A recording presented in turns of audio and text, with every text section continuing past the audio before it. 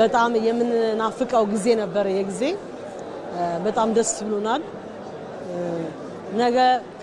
ነገ ዛሬ እያልን በእውነት እየጠበቅን ነበር። ለምን ይሄ ነገር በጣም የሚያስፈልግ ጉዳይ ስለሆነ ሀገራዊ ምክክርን ያዘለ እንደ ሀገር እኛ የትግራይ ተወላጆች በአንድ ላይ ሆነን ስለ ሀገራችን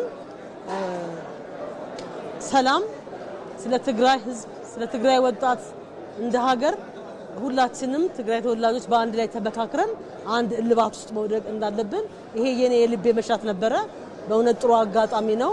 የትግራይ ችግሮች እንዲፈቱ ትግራይ ደግሞ የኢትዮጵያ አካል እንደመሆኗ ኢትዮጵያዊ ትግራይ እንደመሆኗ መጠን ሁሉ ጊዜ በችግርና በመከራ ሳይሆን በሰላም በውይይት እንዲፈታ ምክክር ኮሚሽን ማድረጉ በጣም ደስ ይላል።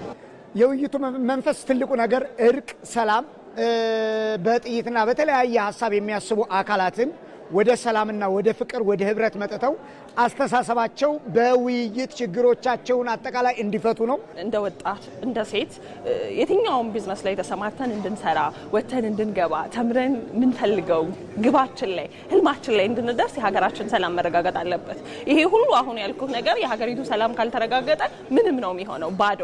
ስለዚህ ያ እንዲሆን ሁላችንም እኔ እንደ ወጣት አሁን የሚሰማኝን ወይም ሰላም እንዲመጣ ወደፊት ሰላማችን እንዲቀጥል ይህ መደረግ አለበት ወይም ይሄ ነገር ቢስተካከል ሰላም ይቀጥላል ብዬ ማምንበትን እንደ ግለሰብ ሐሳቤን እንጸባርቃለሁ።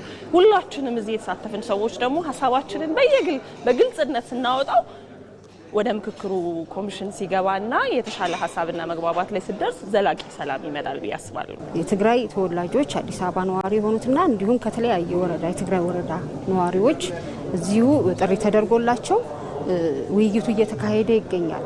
ይህ ደግሞ ሰላማዊ፣ ተአማኒ፣ አሳታፊ የሆነ ምክክር ነው። ይሄ ምክክር እንደገና ለትግራይ ስፔሻሊ ለትግራይ ህዝቦችና ክልል